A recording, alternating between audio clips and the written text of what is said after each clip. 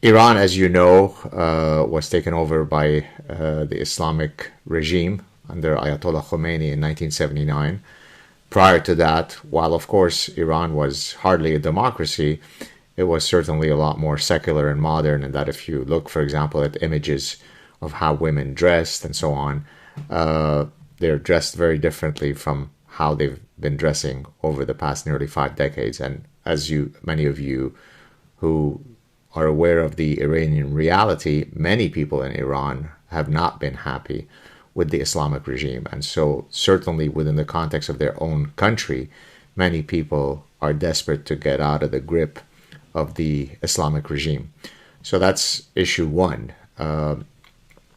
Secondly, the Iranian regime has repeatedly said over and over and over again that they have to ultimately, if able to do so, get rid of the great Satan, meaning the United States, death to America, and little Satan, Israel. And that is a fundamental premise of their outlook on life. The only reason why they haven't done it is because they can't do it. But it's certainly not because they don't have the desire or the willingness to do it if they were able to actually do it.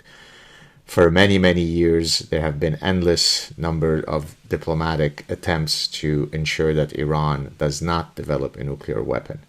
And all of these have failed.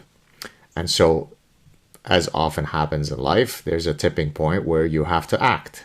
You're too fat, you're going to die of a heart attack, so you decide this is the day where I'm going to start taking care of my blood pressure, of my elevated cholesterol score, whatever it may be. And so Israel decided that it was time to finally act. As you, of course, know, Iran is the state-sponsored, the state-sponsored terrorism comes largely from Iran, whether it be Hezbollah, to some extent Hamas, and so on and so forth.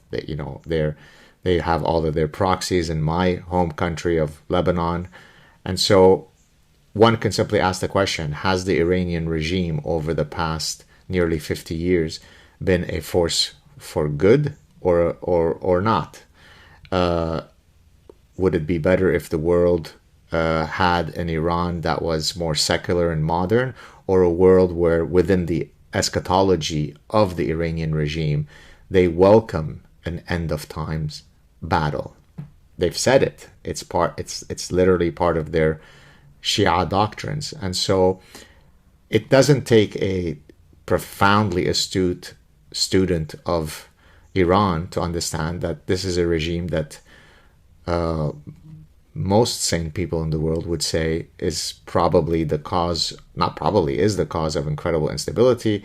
They have been responsible for the death of many Westerners, including many Americans. And so from that perspective, the fact that Israel decides to now go in and first try to get rid of the nuclear weapons and possibly put pressure on the Iranian regime to be ultimately toppled is maybe a good thing for the world, right? Now let me address some of the concerns that I've heard from some of my American quote friends.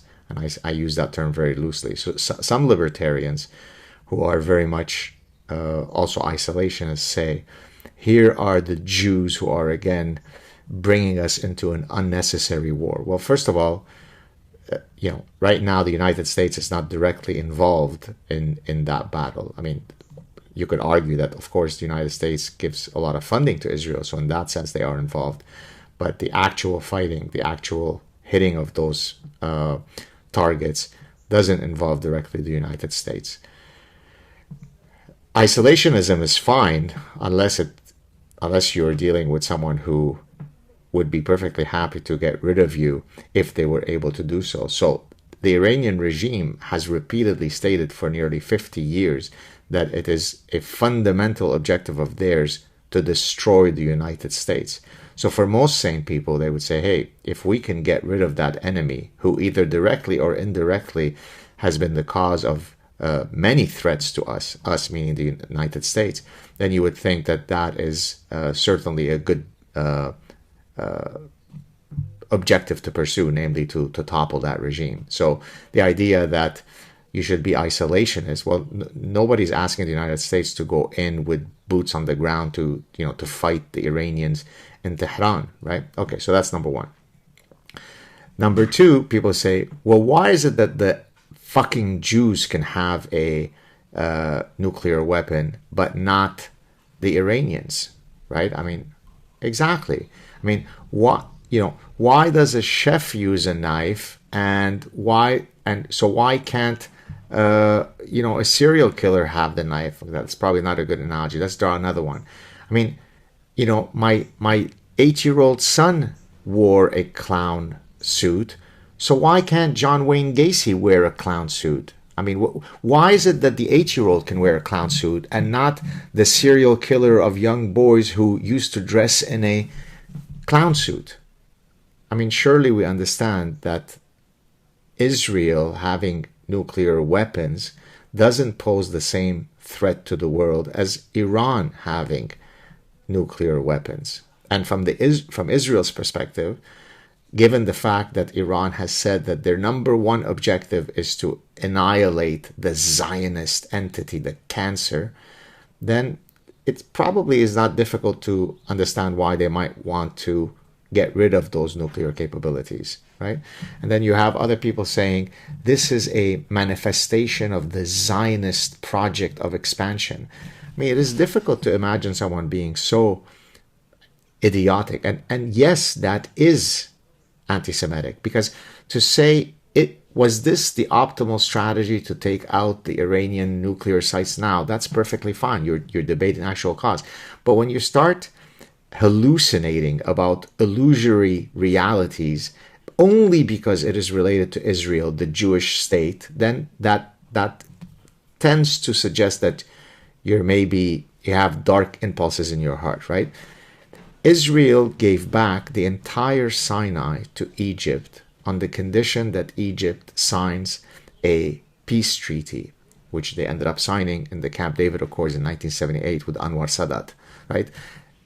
If they were an expansionist Zionist project that's meant to take over the entire Middle East, would they have given up a region that would have made their country an astoundingly larger country? When they gave up the Golan Heights to Syria, would that have been a measure of expansionism?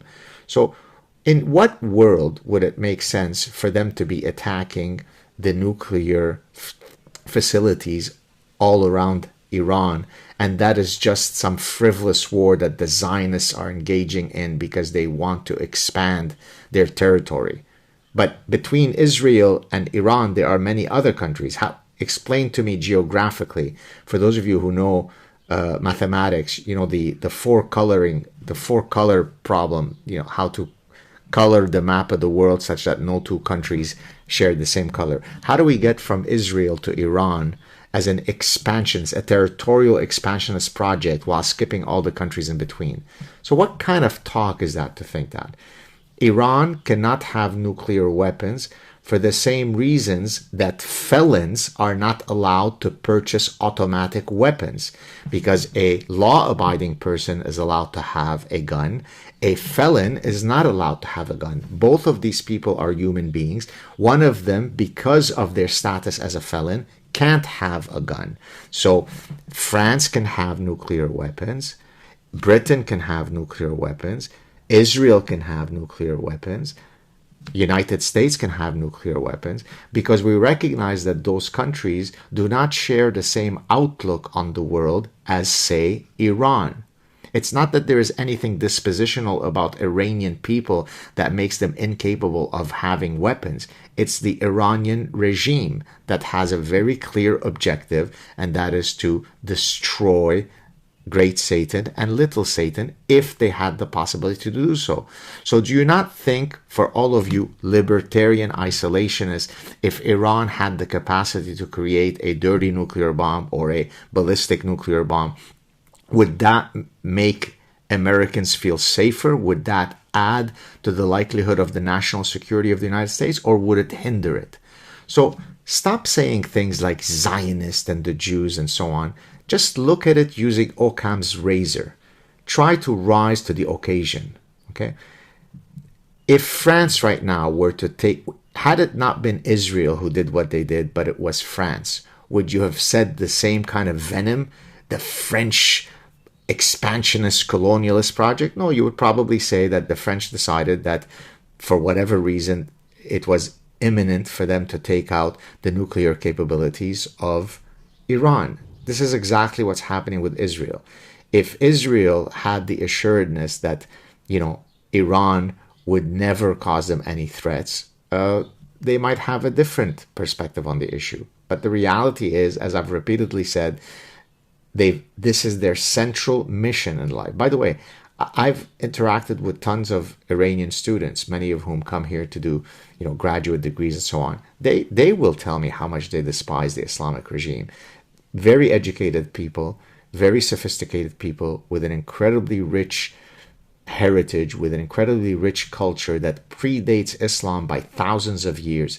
So from the perspective of, does the removal of this Iranian regime and their capacity for having nuclear weapons, does that add to world security, or does it, make the world more dangerous by not granting Iran a nuclear weapon? That's it. Forget about Zionism and the Jews. That's the key metric. Have a good day, everybody.